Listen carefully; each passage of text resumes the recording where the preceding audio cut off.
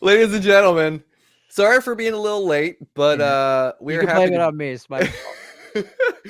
But I have to say, so this is season 6 of my show At Home with Mark, and I have been very blessed and super happy to have some of my favorite musicians on throughout this whole thing.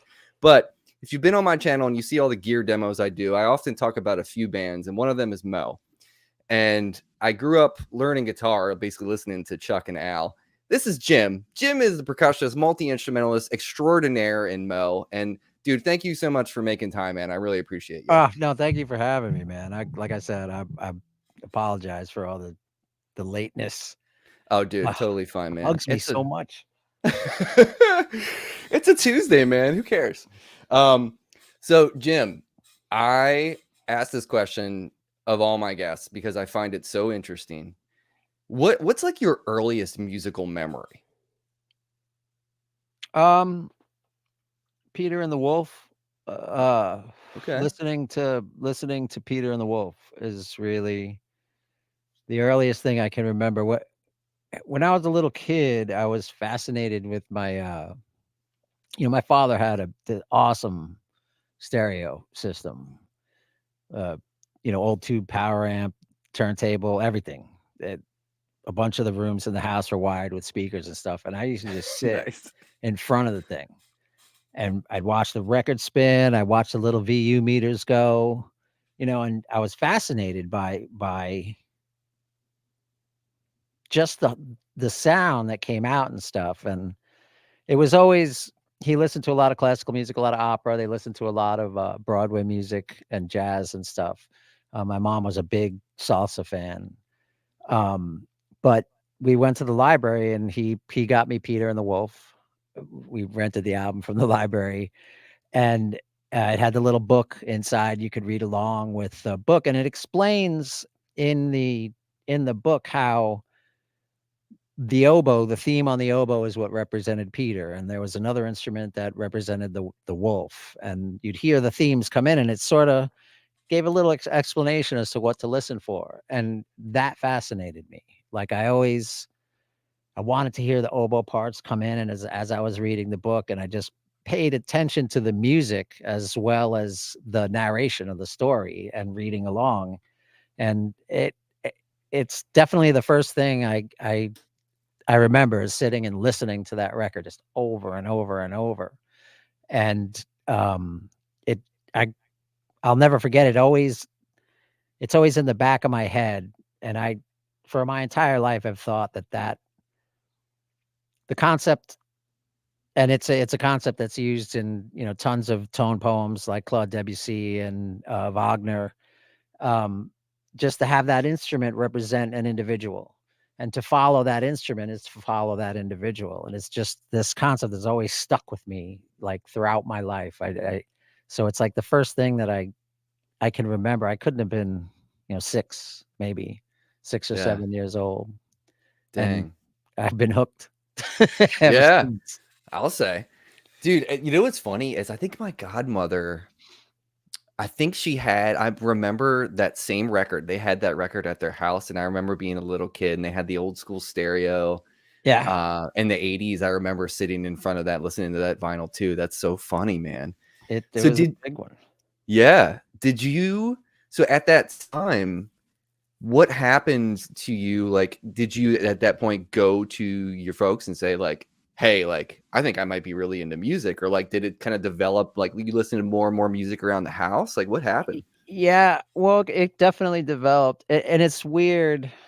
The progression is, I guess, a little strange. Then in church, I got really into music in church, listening, um, like really paying attention to the music in church, um, and every once in a while they'd have a band, like an actual band, come in and play instead of just the organ guy, and then the sound of the bass and the electric bass in the church was like the coolest thing to me.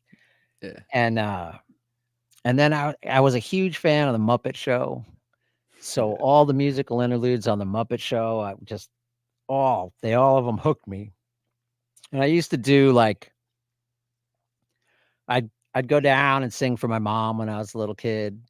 and do little, performances for her and stuff like that. And then it wasn't until like the 8th grade or 7th grade, and my brother Michael bought me a bass. A bunch of us formed a band, and none of us like we knew. I knew a guitar player. The guy who was going to be the singer knew a drummer, and I didn't play anything at the time, and he didn't play anything either, and he had already claimed singer. So I was like, all right, well, I'll play the bass. That's the thing. And my brother Michael got me one, and after doing that, playing in the band and stuff, I decided to start to study and take lessons. And that was when, I was probably in 9th grade when I told my parents, like, this is what I'm gonna do for a living. Yeah. And at the time, they were like, no, it's not. Like, no, Yeah. you can't. Well, they're being good parents. Let's be Yeah. real. Like they're just looking out for you, right? So It was, they never said no, but they always said you need a backup.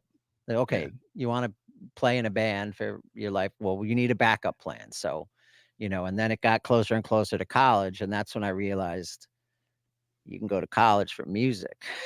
and Yeah, and man. I told, and I said that, and you could see the cognitive dissonance. Like my parents are the most supportive people. They supported everything I ever did, and they did not want to just be like, no. Mhm. And I was like, I can major in performance, but I can always teach if I have to and all this stuff. And um finally it was like, okay. And so that's started my college career, which didn't end up last, like I never graduated. And Mhm. then in my early 20s I started playing with Mo, and that was it. And Yeah.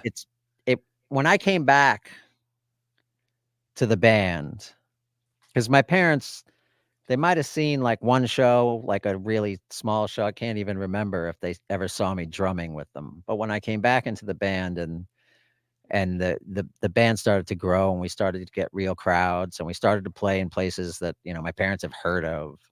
And that's when they were like, "All right, this is a real thing. Like, it's what he's doing, and it's what he's gonna always do."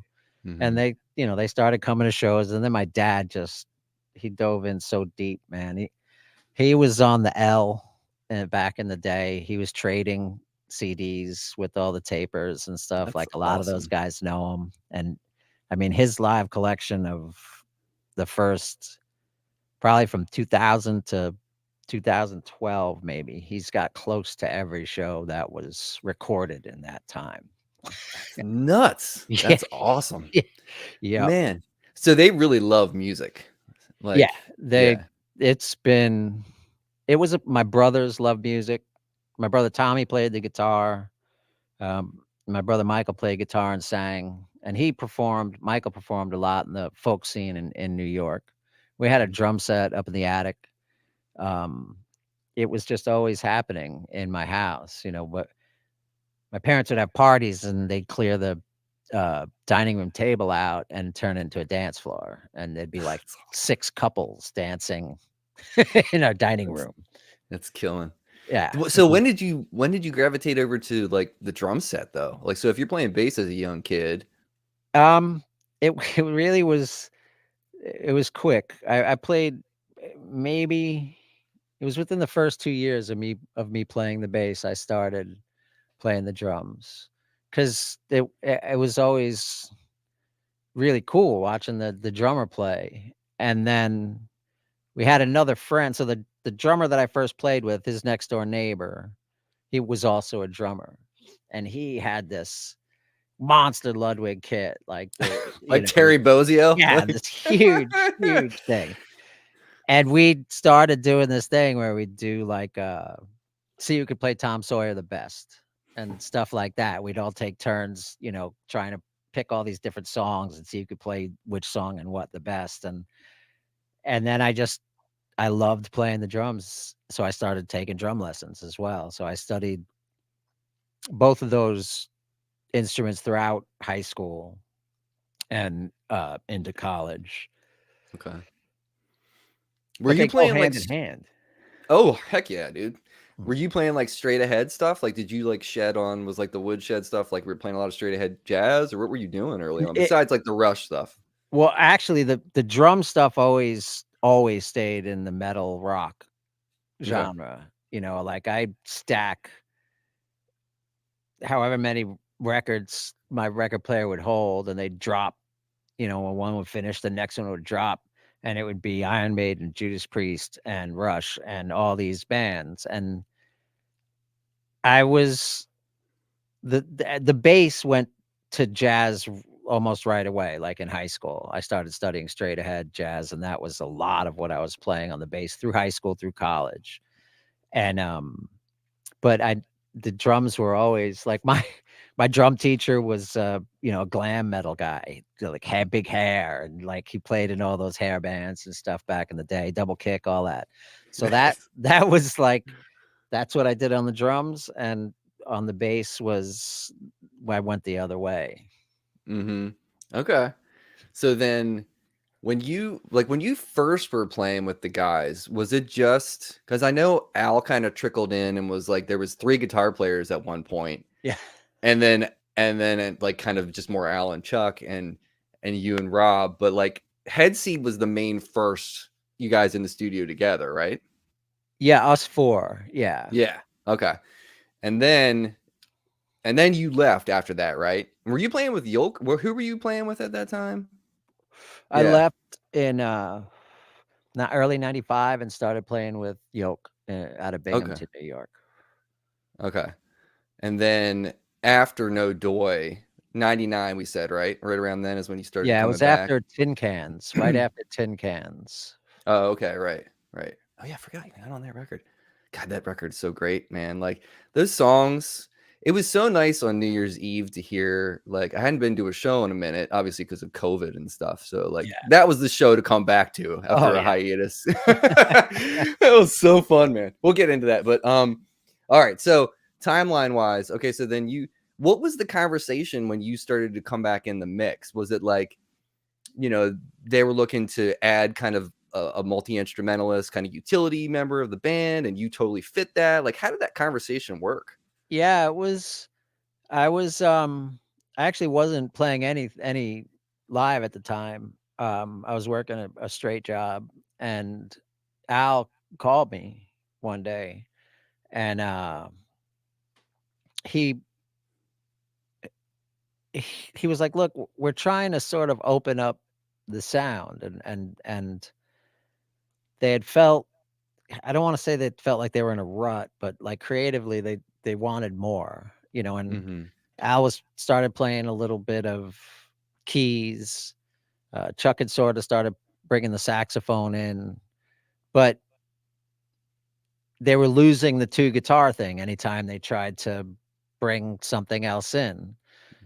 So he's like, we want to expand our sound, and we want, you know, someone who could play a bunch of different instruments, was basically how he laid it out. And he's like, you'll mainly be a percussion player, but you'll have the opportunity to play guitar and just whatever you could think of to do. And I didn't have much at the time. I actually the congas that I was playing were borrowed from uh, Topper, our manager at the time. The timbales were Vins, like, and I just scraped together. Like, I had a didgeridoo, I had a washboard, I had a I melodeon remember at all the that stuff, house. man. Yeah, like all this stuff. And I had my flute, and I, obviously I knew most of the songs, like some up to No Doy, and some of No Doy was written when I was drumming. So I knew a bunch of the stuff. Mhm. I had to learn a couple extras off of No Dough. I had to learn all of Tin Cans, and then I just sort of started, well, this might work, this might work, this might work, and things, those first like 5 years, I'd change stuff every tour. Yeah. It was, I played Rob stand-up bass for a while for the intro to Plane Crash. I played, like, Yeah. Yoda Little used to have this long didgeridoo intro thing, which thank God I don't do anymore. And so it took a while to get my feet underneath me. Like in the beginning, it was like I was running downhill and just trying to keep up with what was happening. And then once we started writing songs when I was in the band, everything sort of started to solidify. I had parts for stuff, and now I was able to write parts and know what I was going to play before the song was done. Thankfully, Yeah. you Well, know. you know what's interesting too is like shortly after that, like when you guys put out L, um, I felt like you guys already felt like. I mean, did it feel to you in that moment in time? Did it feel cohesive, and did you feel like settled and you like tenure into the band, back into the band, or did it still feel fragile at that time? Playing wise, anything that I was confident on playing wise just felt great. I had played with Rob, Chuck, and Al for years, so I knew, and I continued to see them even when I wasn't playing in the band. And I had known Vin before I knew those guys. Yeah, So, I had played with Vin for probably 2 years before I started playing with Mo. And he was just always a good friend of mine. Like anytime we got together, someone was either watching the other one play or we were playing with each other. So he I told me knew, about that when he was on the show. yeah, I've Yeah. just known him forever. It was so comfortable. After the first 2 days of rehearsal, everything was just normal again.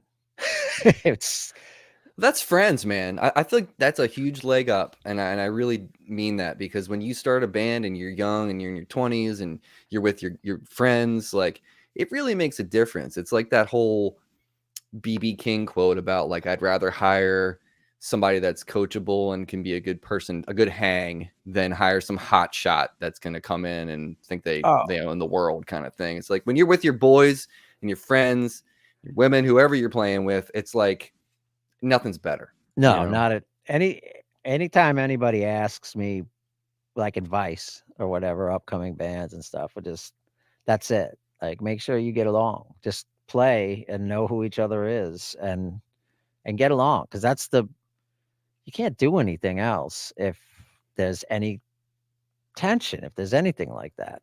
Right. You don't want to be the police coming at each other on. Yeah, no, it's a horrible No. situation, man.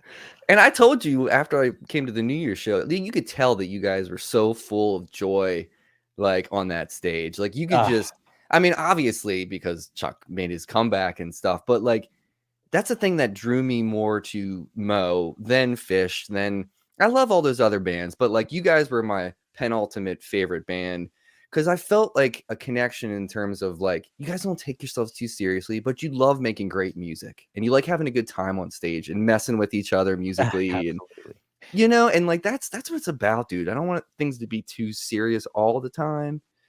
You No. know, I'll go see Wayne Krantz if I want my mind to completely melt into my shoes, and I love Wayne, but that's kind of what drew me to Mo is that vibe. And when I went, man, it all came rushing back. And I felt like I was a young, like 20-year-old kid, just like not knowing what Oh, I'm going to do with my life again, but so in love with what was happening. You know what I it mean? was it was unbelievable. I mean, So, that's always how it's been on stage for us. Like it's it was always easy to forget anything that had happened during the day once we were playing at night. Um, like little arguments, whatever, stupid things happen. You live with someone for 30 years. It's not all just beautiful. But once playing, that it changed everything every night. It always everything settled, and that was comfort for us. That was home. That's where we could communicate just on a completely different level than and not be misunderstood and not like get into arguments. Like that's playing music together made us so close every single time. mhm. And you just sometimes it's like, just get through this day and get to the stage and everything will be all right. It's true, man. You know what? Somebody told me one time, I remember doing a gig with a drummer when I was living in Boston who I had not played with yet. And we kind of knew each other. But once you play with someone, man, it's like being in a foxhole in the war.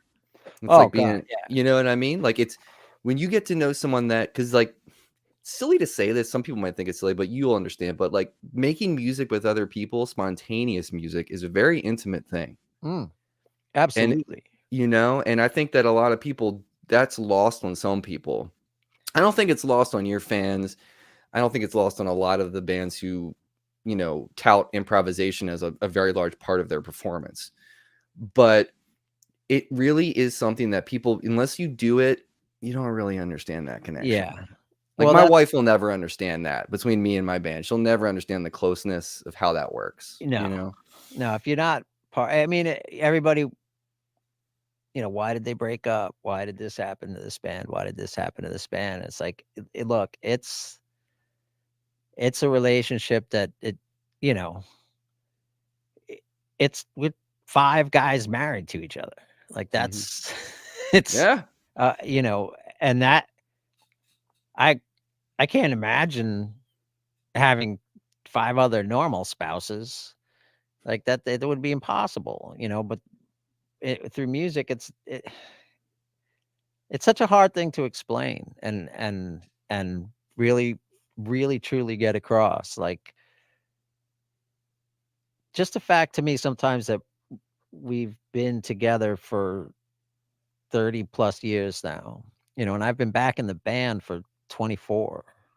It's crazy. And yeah, and it's nuts. I've never done obviously anything this long in my life with of a commitment to this. And it, people ask how have you been around this long? How do you guys stay together? And I don't I don't know. I honestly, it's almost impossible to really answer. Like we get along because we know each other so well, and we made ourselves get along with each other, Hmm. and because of the music. Like I don't I don't have a tremendous amount in common with those other guys. They grew up in the same part of New York. I grew up in Long Island. Hmm. They grew up listening to classic rock and the Grateful Dead and bands like this. I grew up listening to Slayer and Metallica and like really heavy stuff. And none of that matters. Like on stage, that's all forgotten because we clearly get along on stage, Yeah. and we know it. We trust each other implicitly when we're playing. If someone does something, we just follow that person. If and there's a large level of trust. Like no one's like, no, don't do that. And then someone tries to not, no, go. We go there because Yeah. wherever they're going, they're going to take us somewhere good. So Yeah. That's awesome. When you guys are up there, Jim, what do you usually have in your in-ears? Like what's your mix like when you're on that stage? Because you guys do communicate really well. I've never played with in-ears. I've always just had a wedge, and right. I've always wondered, how much better you could communicate with that kind of isolation. So like what's your mix usually like? I'm it's close to full. Generally with my setup, I get a fair amount of bleed. So Chuck is, already pretty loud coming through like my vibraphone, my marimba. Rob, I get a lot through the congas, but I still need to hear his fingers pull on the string. And Mhm. I need the articulation. So I get a decent amount of Rob, very little bit of Chuck. I need more of Al. Um, because he's on the other side of the stage. Vocals, and then Vin, like kick and snare. The tom stuff usually just bleeds in, so Right. it's kind of low. And oddly enough, my stuff is below everything else except for the vibraphone because I need to hear it, and my Mhm. vocals. But like my congas uh, are pretty low. My timbales aren't in at all. Those are plenty loud. Yeah, they get through every mic, so I'm Yeah. trying to tone that down. Um, Don't do that. It's fine. It's like we it love that. well, I'm getting old is what it is, and I can't play like I've noticed that, uh, I have a really bad tendency to start getting really tense, and it's getting to a point where, uh, my age plus doing it for so long is starting to cause, like, problems. I can't play as fast as I used to because I'm tensing up so much. I need to relax and just let it happen, and then everything's the speed's all there, the control's all there. But the more I tense up and start like really pounding stuff, everything slows down, and my arms start, like my elbows start to have problems, like all this stuff. Mhm. So I need to like breathe and relax and Yeah. That's a big thing, man. yeah, and also not play myself out of my own mix. If I start if things start getting too loud on my own instrument, I start losing everything else. And I can't afford to do that because I need to pay attention and I need to hear everything. Mhm. I, I don't need to hear everything. I don't need to hear every note those guys play. I need to hear the accents. I need to know what keys were, if there's any change, I need to hear the change. Mhm. But in all honesty, most of the time, I can tell you what any of those 3 guys are gonna play for the next 4 bars. Yeah. That's how you guys know each other so well. That's Yeah, part of the journey. that's the biggest part of it. I can predict where we're going pretty much the whole time. Do you have a memory of when that didn't happen? Do you Oh, have a yeah. me do you have a memory of, like, what's a good story of, like, somebody taking it off the rails and after the show, everyone was like, either it was awesome or it was like, "What the hell were you thinking?" Well, that man, I honestly, when when we first started, stuff used to happen like that fairly often. Right. Um, and a lot of it wasn't necessarily like, "What were you doing?" It was more like, I didn't hear what you were doing until you were like 12 bars in, and then everybody's kind of playing catch up.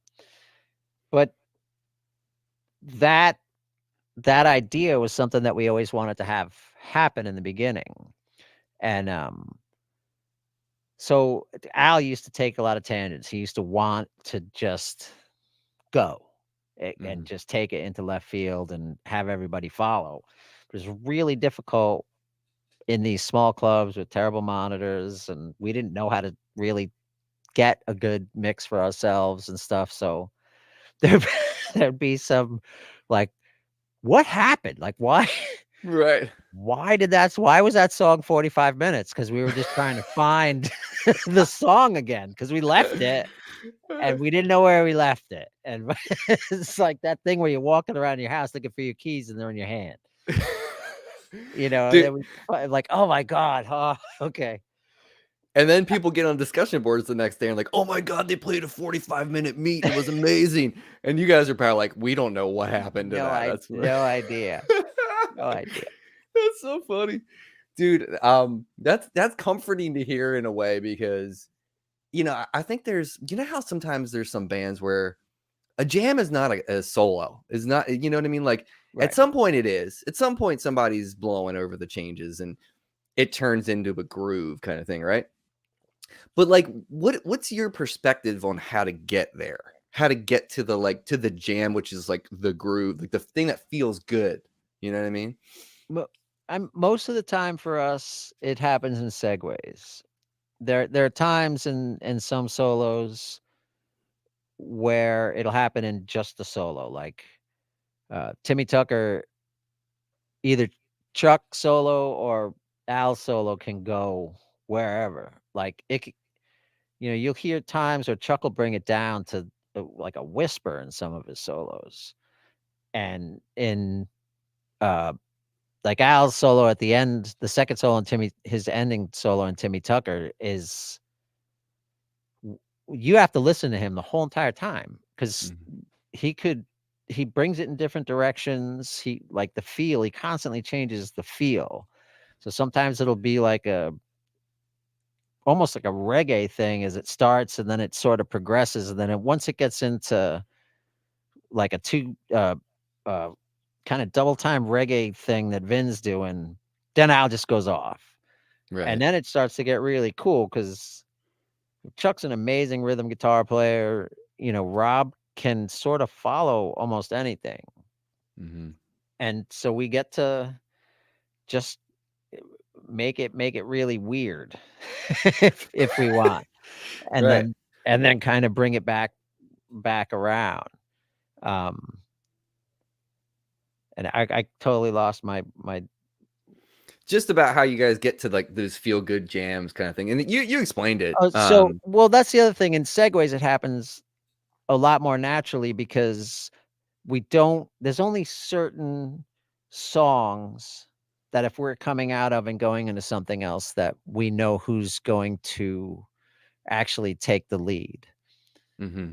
Um, but most of the time we don't. So whoever starts like there'll be a space where we're trying to jam it. We're trying to get it to that other song, and then someone will step up, and then that's Mm. where everything starts. Whatever they start to do is what we have to everybody accompanying them has to just support it and follow it. So that is completely like improvised between the melodic instruments, between the four of you. Like you Yes. could take something with the mallet somewhere that's gonna take it. Yeah. And Okay. the mallets will take it in one direction. Everybody has sort of we all have a different voice, so whoever vocalizes first leads where it's going. But you guys And don't plan that beforehand. no, not at That's all. awesome. That's great. That's so great. I love that. I love see, that's another thing that the bands that I love the fearlessness. Like there's a bit of danger in what we do when we play improvisational music. There is, because it can train fucking wreck. Like, Oh God. And yeah. but I love being on the edge of that razor where you're just like, this is not going where I thought it was gonna go. But like figuring out a way to make it work Those are is the ones that can get to places that are amazing. yeah. When Stanley Jordan played Modown and Kenwood Denard was the drummer, and he's like, I'm a huge Jocko fan, so I remember Kenwood from when I was in 8th grade and just listening to him, and he's so good. But he was talking to myself and Mike Dillon. He was interviewing us. He was writing a book about improv basically, and he asked me, what's the thing that you wanna have? Like, where do you wanna get yourself to as far as improv music was? And I looked at the 2 of them, and my answer was, I wanna have no fear like you guys have, because they don't. If you watch Mike Dillon play vibes or Kenwood drum, no fear. They don't question anything that they're gonna do. They just do it. If it works, fantastic. If it doesn't, they move on immediately and just keep going. And I, you, you can hear me in shows yell at myself. Mm. That's because it bugs me. Like Right. if I miss something that I'm trying to do, you'll hear me yell or curse at myself or like, and Rob's always like, dude, you could hear it in these songs that are going really well, and then all of a sudden, and I'm like, I try not, it's another thing I'm working on. It's always a work in progress, but Right. yeah, it bugs me. And Yeah. I wanna be of that mindset that it just doesn't matter. Are you Like, a bit of a perfectionist, do you feel like, with music? Like, it's of the band members? I wouldn't say perfectionist, but I feel like I know what I can and can't do at this point, and that's when it bothers me. If it's something that, like, I have this cold and I blow it, I'm like, "How do you that's horrible. This is the easiest." It's like missing a 2-foot putt. I Right. can't things I can't Yeah. get over. I don't move on as well as I would like to when did like a half a bar fill and the stick goes flying out of my hand, and I'm like, "You gotta be kidding me. Like, how? That's ridiculous." Yeah. It's very fitting. I just started working on a tune this week, and it's all about that. It's all about being your own worst enemy, like, and just like reveling in that, and like kind of knowing it is kind of half the battle. Like you're saying, like something that you're Yes. working on. You know what I mean? It's with anything, with mental health or whatever you want to talk about. It's like knowing Yes. something and identifying it is the step to like Yeah, it's the fixing it only or way you can yeah. actually fix it. Yeah. I love, dude. That's great though. I mean, people need to hear this stuff because it's not music is not, and it's not a perfect, it's an imperfect environment too, Yeah. you know. You It never know. Like there could be a night where Vinny's not feeling great and his tempos are sluggish or whatever. And you just gotta roll with it. You gotta have each other's backs, right? It's like yeah. that's how it works. That's I mean, that's every night's in a different room. Every night's on different house sound gear. Every night sounds different in the ears. Even though they're in ears, they still sound different. You still have to make minor adjustments. Um, the stage setup, sometimes we're tighter together, sometimes we're wider apart, sometimes we're deeper, sometimes we're narrower, sometimes the crowd is really close, sometimes they're far back. Every night is different. And like you said, someone could be having a bad day. Two people could be having a bad day.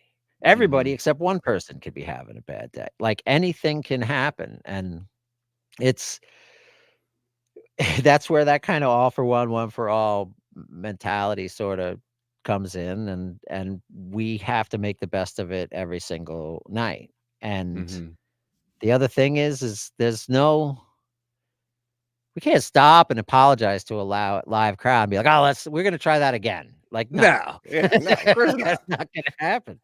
I have a good So story for you about a show that you guys played in Wilmington, Delaware, where there was a kerfluffle, like there was a musical mishap, if you will. And I'm pretty sure it was Al's fault, but at the end of the tune, you guys were all joking with each other, and Al was like, "Dude, there's no I in team," and Chuck was like, "There is a U in suck, though." I was like, "Ooh," but I mean, I know that they were just joking around, but it's like that kind of stuff is what makes it fun to go to those oh, shows. yeah. That's also the kind of stuff, like, live that if Chuck didn't say that, maybe we wouldn't have been able to move on, Yeah, but you instantly break the tension. It's just a joke. Next song, please. And then yeah, everything's fine. But if you don't if we didn't have that kind of levity and again, that kind of friendship, we wouldn't be able to recover from things like that and to normalize sucking at times because it's yeah. gonna happen.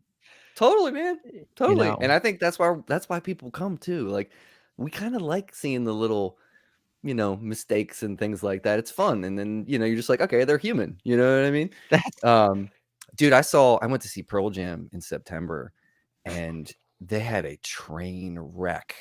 I mean, oh, like it was a bar of like, I don't know if Matt Cameron couldn't hear something but they were playing Wash and it was the first time I've ever seen them just totally tank for a whole measure. wow. And I was like, okay. It You happens. know what I mean? Like it happens, but you guys pull it off so well. So let me bounce back to records. So like was Dither the first studio record, maybe I guess, that you were offering song ideas and everything, right? Yes. And Did like everybody writing together kind of thing. yeah, did there was some stuff that was, um actually, no, I think everything for Dither was written after I had come back into the band.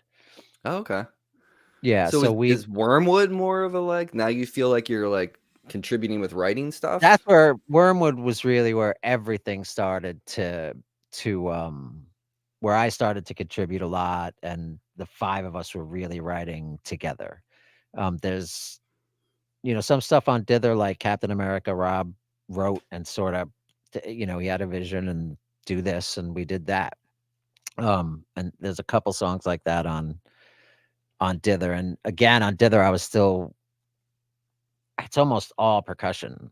that I play. I don't think Yeah. there's any mallet stuff at that point. So when the mallets came in was when I really started to write stuff, because the percussion and the congas and stuff are just, it just came out. I don't write any of those parts. I just step up and play, and that's what happens. Oh, Um, really? I didn't know yeah, that. yeah, all the percussion stuff is all 100% improv 100% of the time, in the studios, live, anything. It's that I'm just playing what I feel. I'm Okay. not the best conga player. Like, that's my weakest instrument, oddly enough.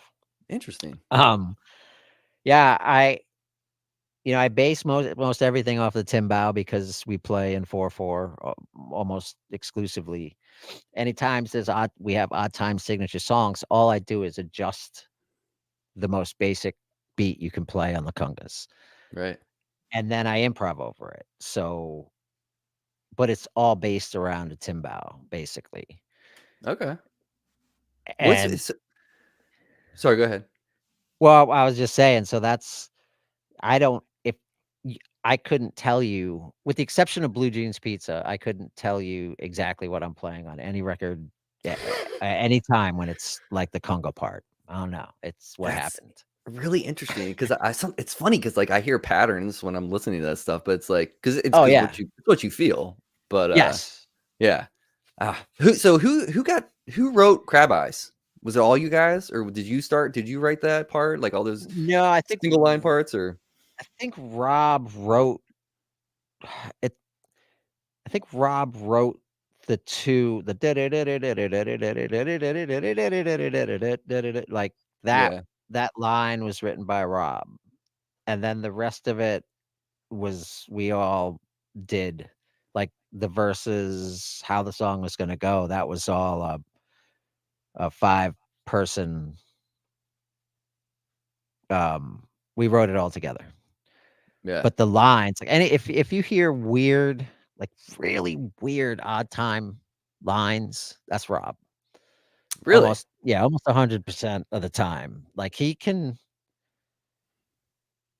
I don't know how it happens. I still, 30 years, sometimes I don't understand how he comes up with this stuff, because he'll just he'll just play something and keep playing it, and then he'll stop, and he'll look at Vin or me and be like, "What time is this in?" And he'll start playing it again, and then you're like, where's your 1? I'm not sure." And then he'll have to play it again. He's like, "Here." I'm like, "Okay." And then we figure it out, Right. so like the the main line and the "Ha Ha the Moose" song, "Ha Ha the Moose," Uh-huh. is in 13, and it's just weird as all get out. And it was like Chuck and I just sat back for about 15 minutes and watched him work this line out, and then Chuck had to figure it out, and you gotta make sure that Rob plays it at least 4 times the same way, and then you're like, "Alright, he's got it. That's it. Then that's what we're gonna learn," and then Yeah. learn it like that. And because like, odd times, he doesn't he just feels them like it's normal. Like, I don't it's amazing to me. I don't understand how he can straighten out some really crooked rivers by he just draws a straight line from the first note to the last note and then starts again, and I'm like, "How did you do that?" This is crazy. Yeah, he does have some, like, Zappa-esque line stuff then. I guess I'm Yeah, gonna have to go back and listen now to, like, some of the weird stuff yeah, that he's done. Because like, whenever you guys do play in odd times, if it's, like, 7 or something like that, it never feels like, "Wind It Up" is one of my favorite tunes. yeah, that's Um, all Chuck. I mean, first of all, I love Chuck's voice. Like, I said this to my buddy the other day, we were talking about the New Year's show, um, and I was just talking about how I feel like Chuck has this, like, James Taylor quality to his voice, where it's, like, this golden, soft, but, like, articulate presence to how he sings. And his pitch is unbelievable. Oh god, yeah. Oh god, yeah. So as far as like the members of the band, because when Vinny was on, I think maybe Al too, they were talking about you being like the theoretical, like you have a theoretical background, like you understand music theory, you can kind of put words to what the vibe is or whatever, and you can kind of calculate things. Yes. So like what's everybody's part? If you had to like say Rob is the this and Al is this, like how do you guys, because it's a soup. It's a Yeah. melting pot. Well, I mean, obviously Vin's the engine. He drives everything, and he's got a really, really good sense of time. And it's not just he doesn't just have a good sense of time. He's got a good sense of knowing how what tempo a song should be played. And Mm. even because in our stuff there's so much give and take. Like we don't play to a click. We're not even close usually. And in a lot of our songs, the chorus will be faster than the verse. Or, the bridge all of a sudden speeds up and then we slow down out of it. And Vin can take it through all that without it sounding weird, without you really even noticing that there's been all these speed ups and slowdowns. So that's Vin is just a freaking rock. Yeah. Um, Chuck, I Chuck, Chuck's brain works differently than every other human being on the planet. And like one of the things well, I knew he was going to be okay when he started saying ridiculous things. I was like, "Oh, he's fine. This is gonna be fine. I'm not worried anymore." Oh, that's But great. and Chuck's ear is unbelievable. Yeah. It's amazing. You can give Chuck 4 bars of anything, and he can solo over it. Once he Yeah. gets tonality, he could play over anything, just listening. Yeah. And it shows in his voice, like, he could sing his backup vocals are impeccable, his harmonies are amazing, and his leads are note for note, like, perfect. It annoys me sometimes. It Yeah. like, "Where does the time go?" You know, "Every time I cross the railroad tracks." It's a perfect, uh Arpeggio. yeah, Yeah. down every single time, octave Yeah. fifth through every single time. I Hmm. play it on the vibraphone, and he just dead on nailed it. Yeah. And his soloing is just it's just so good. He gets a sound out of a guitar that people spend lifetime searching for. I mean, he's been one of my heroes since I was 18, and I think I like the way he attacks things because he's like a swarm of bees. He's You know, it's see, we that's always have to kick him in the ass, like, if you have to say it over and over, like, when you start this solo, just start hard. He never wants to, like, jump in and go crazy. right. He always wants to do something like at the beginning of Buster where, he solos and we play back and forth and he gets these little grooves and stuff going before he really takes off. But Yeah. like, Blue Jeans Pizza will like, just go, like right away, go, just start. And he's just still like, you have to kick him in the ass sometimes. Yeah, And that's then great. like, Al writes a song every 15 minutes. Does And he? it seems like it, man. I don't understand. He's the most prolific songwriter I've ever, like, met. He can really he just has this stuff just constantly comes out, and, the amount of songs he's written for the band, he's written at least twice that, just that we don't play anymore, or that he didn't bring to the band, or that he wrote for this project, or that he didn't feel like, it would work in Mo, so he just has it, and he's got all these songs, like, it's crazy, Yeah. and I'm he's got a way of he just writes really good, solid songs, Hmm. You guys and all do. That's what Mo is, man. It's good, catchy yeah, I hooks and mean, Rob writes incredible songs as well. But and then Rob's just he's just a presence, man. He's like a natural force. You yeah, can't stop him. You can't, like, change his direction is so hard sometimes. And he's forward thinking. He just wants the band to constantly go and progress. Like, he's a tremendous motivator. He's a he's a phenomenal player. He's Mhm. one of the most original guys. And it sometimes seems like half the time he doesn't know what he's doing. It just comes out of him. And he looks for explanations. I'm like, I don't know what you're doing, man. That's crazy. I, like I would never have thought of what you just did. So I don't really know. And he's got so most of the arrangement arrangements of songs are like me and Rob do a lot of arranging as far as well, we should probably put this part here or make this part a little bit less long, and that aspect, I think that this it's my like strongest suit as far as writing songs in this environment is more the arranging songs or helping arrange songs.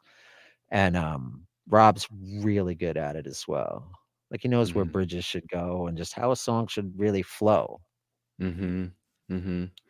Do you guys ever is there ever a situation where you're writing and by the way, are you guys do you have, like, material right now where you're thinking like, "Oh, we got enough that we could put another record out?" Are you guys, like, thinking about that again yet? Or are you kinda still, like, waiting, like, getting Chuck back to, Yeah, you I know mean, everybody has stuff. We don't exactly have time right now Right. to go in and do a whole writing session because every time we get together, we're just getting Chuck back Yeah, makes sense. to Chuck form, Yeah. which we did rehearsals before New Year's, and the first day of rehearsals, I was worried. Mhm. I was like, I don't know if he's going to be able to play a whole show. Like he was dragging on some things. His tracking wasn't on between his two hands. Right. And then the next day, literally the next day, I was like, oh, okay, well, all right, this is actually sounding solid. By the end of the rehearsals, I was like, he can do this, no That's problem. awesome. Mm. By the sound check, I couldn't believe it. I was like, it sounds exactly like it used to. How it like I could Yeah. it blew my mind. I mean, what a story, dude. Like, I had a friend of mine had a stroke, about 6 or 8 months after Chuck, and I sent him, Chuck's story about, what happened to him and, like, showed him a video of, like, Chuck playing again and working on stuff, and I was like and he had a bad stroke, man. Like, my friend wasn't as bad as Chuck. So I was like, "You're gonna be alright. You'll be able to Yeah. play again." Like, just look at this cat. Or look at, like, Pat Martino, you know? Yeah, Like that's even a crazier level. I mean, yeah. Chuck instantly, you know, when he leveled out, when he was out of uh, when he was stable, hi his brain just went straight to music, and, he realized he knew everything. He still remembered chords, he still remembered all that stuff. Martino just Mhm. had to start from scratch. That's crazy, and he came back more of a Yeah. badass. That's Yeah. crazy. It's It's it absolutely that crazy. but at the again, it was a big he was a big motivator for Chuck. Mhm. Like, "It's been done," "You Yeah. could do it." Absolutely.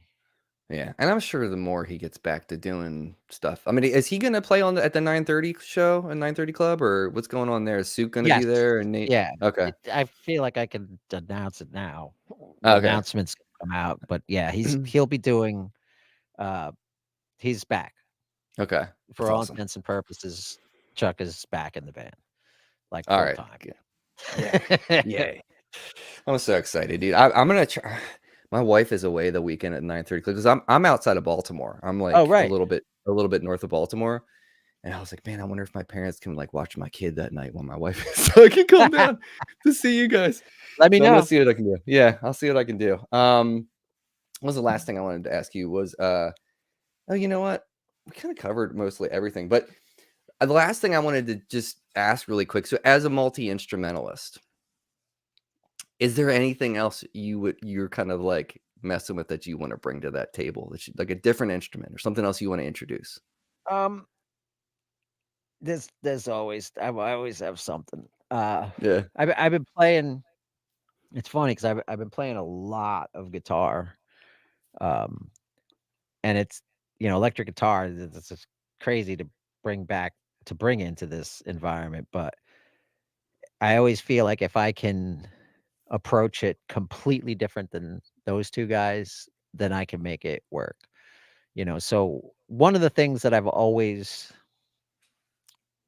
and this was why I brought the piccolo bass in when I used to have the piccolo bass was fingerstyle stuff. So if I could have like a Chapman stick or a war guitar or something with an extended range that I can just play all tap and fingerstyle stuff on, then that would be something that I could bring in and not step on people's toes when I'm Hmm. playing. And it's still always like I want it to happen. Someday it's gonna happen. And I just gotta keep working on it and get it to a place where I'm 100% comfortable that I can do this and not just squash everybody. Yeah. Yeah. That but there's always I think and there's I room. yeah, there's space. We're actually getting a lot better at that. You Hmm. know, w- when I first came back into the band, there was first of all they had most traditionally a four-piece band, so everybody can usually play constantly Hmm. in a four-piece. Once you add that extra person, it doesn't always work out. Right. And in the beginning, that's how we were. Like everybody play all the time. Because as a musician, you sort of feel uncomfortable if you're on a stage not doing anything. Like you feel like you're not contributing. You feel like the crowd's like, why is he just standing there? But you got to accept that. Now I'll step away. I'll hit my e-cig or light a pipe, whatever. I take drinks and just watch them play for a couple minutes Yeah. because I don't need to be involved in this. What they're doing is fantastic, and you'll see it happen now with everybody except Vin and Rob. They kind of have to go the whole time, but Hmm. you can hear now Chuck lay out longer, Al lay out longer, me lay out longer because I don't need to be there, Yeah. and we'll have Nate with us now, so there's even less room. But Yeah. it's weird because it's a more space, less space kind of thing. Because now having another person having more time to lay out creates more space for everything else that's happening. So even though there's more musicians, it should be more comfortable for people to lay out to create more space. It's a Yeah. weird paradox, but that's how it's going to exist, for however long it's going to be like this. Yeah. Were you and Nate at one point on New Year's Eve like goofing on each other and doubling lines? Like Oh yeah, was he playing a Rhodes and you were playing the vibes and you because I saw at one point I saw you guys cracking up because yeah. I think he was comping or he was copying the same thing that you were playing. I'm I'm trying to remember what it was too, because it wasn't the lick, but it was like we were I forget what we were quoting. It was the second Uh, set, right? yeah, yeah, Yeah. and we were what were we playing? Man, And we what was the kept set list? that well, it was like a cover tune that we were throwing back and forth at each other in the middle of one of our songs, Oh yeah, you were quoting and now I can't remember what it was. crap. I can't remember, but I do remember I like because being a musician, I know what's going on musically and I can see it and when that happened, I saw you cracking up and then I was like, oh my god, they just linked up totally on that, like in unison. Like it was great. He's It's those little moments. oh yeah. If that It's hard to pay attention to these things if you're going to watch a band or whatever, but, if you've seen us enough times, go to one of the shows and don't necessarily listen and just watch us. And Yeah. you'll see me and Vin just messing with each other all night. And the same thing with Nate, like, because Nate's looking right at me now, and Hmm. the way everything's lined up, and he's just hilarious. And it's one of my new favorite things is giving Nate a hard time, because it's just funny, and I'm bad that way. And so now I have someone other than Vin to give a hard time to on stage. So now I have Nate, and so yeah, it's gonna be a lot of that stuff happening. I can imagine, Is and Al bummed that he's not playing a lot of keys anymore? Like, if he's gonna like, is Nate gonna play all the bullet? It's still ass finger in my head, by the way. But is he gonna play like all those parts now? Like yeah, Al's not yeah, gonna do it. Okay. Nate'll. I mean, Al probably won't have a keyboard up much. A lot of the comping stuff that I did on the vibraphone, I'm just gonna turn over to Nate because playing individual lines and stuff with the keys is great. Like him doubling my line on Jazz Cigarette sounds awesome. Yeah. And when he's playing big open chords and I can sort of chop chords on the vibraphone, that works, or vice versa, that works.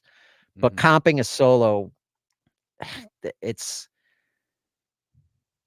because it's it was always easy to play with a guitar player as a vibraphone player because I'm not really stomping on anything. I'm not, we're not frequency It's a to different timbre. that. Yes, but with the keys, especially the Rhodes, and to a degree the piano, the organ, it voicings get weird. If we if if we both play a closed voicing on a chord, it's just going to sound like this really tonal clustery kind of crap thing. So to me, it's just not worth it. I don't need to comp stuff when we have a guitar player and a keys player comping. This doesn't mean a vibraphone player comping a solo as well. Like, no, Right. that's Yeah. just ridiculous. Like, I have other stuff to do, so I'm just going to do that other stuff. Um, so there's definitely we have to give up things, but again, it's everything just is gonna sound better, so why, worry about it? Hey man, musical maturity. That's what it comes down to. It's like you Exactly. guys identifying what needs to be, what serves the song, you That's know? exactly it, Yeah. that's what always comes first. Yeah. All right, Jim, let's do the lightning round get down, my friend, and Sweet. see how you fare. Okay, so I'm gonna put a metronome on at 112 BPM, steady altitude for some stress-inducing beeps or clicks, I should Nice. say. So I'm gonna ask you 10 questions. You can, if you want, you can explain why you answered that way. It's not mandatory, but I love hearing explanations if you want to provide Okay. those. First one is always the same in all 6 seasons. Lennon or McCartney? McCartney. Okay. He's got a better voice and he's not a dick, so I I'm gonna go with McCartney. I'm a McCartney. I love Wings. Are you a Wings fan too? I I like stuff that they did. I can't say I'm a This- Wings fan, but I mean, Live and Let Die is come on, oh it's Live and Let yeah, Die. yeah, man. Root beer, ginger ale. Ooh. Uh, Ginger ale with bourbon, root beer straight. Okay. Board games, Operation or Clue? Clue. I was raised on Clue, man. Heck yeah. That movie's solid too. Man, my little kid loves that movie. I don't know why. I mean, it still stands up a bit. Yeah, Um, yeah. But can't be all right. funny. Yeah. Vibes or marimba? Oh man. I vibraphone. I don't Okay. know. That's tough. Vibraphone, I'd have to say, and I don't Okay. know why. I Okay. can't explain that one. We'll just say Gary Burton and be done with There it. you go. All right. Big Lebowski or Oh Brother, Where Art Thou? Ah, fuck, dude, these are hard questions. Oh brother, where Yeah. art thou? I just like the music in that one, Oh, it's so good. So and the good. whole scene with "We're in a tight spot" is hilarious. Oh my god, That that's I such a great cry scene. every time. Yeah, me too, man. Me too. Um, Bernard Purdy or James Gadsden? Purdy, Okay. Purdy shuffle. Uh, yeah, heck yeah, bro. All right. So this might sound like a weird question to ask, but going back to your heyday to now to maybe a fluffy existence or a rough in it existence in a band, Van And hotel, or do you like the bus? I like the bus. But I sleep better on the bus than in a hotel, so that's Really? the thing I like about it. Okay. Okay. Horseshoes or bocce ball? Horseshoes. I'm better at horseshoes. Okay. It's a good reason. Houses of the Holy or physical graffiti? Oh my god. Houses. I just remember the first time hearing Houses of the Holy, and the first time I listened to it all the way through is a vivid memory for me. So I'm gonna go Nice. with Houses. Physical has might have a couple better songs. I don't know, but Houses just that album hit me. So Yeah, it's a good one. Pro Tools or Logic? Logic. Okay. And here's the last one, Jim. Sometimes this is the hardest one, sometimes it's the easiest. If you could take one record and erase it from your memory, kind of like Sunshine of the Spotless Mind, like erase it from your memory like you've never heard it, just so you could go back and experience it for the first time again today, what record would that be? Uh,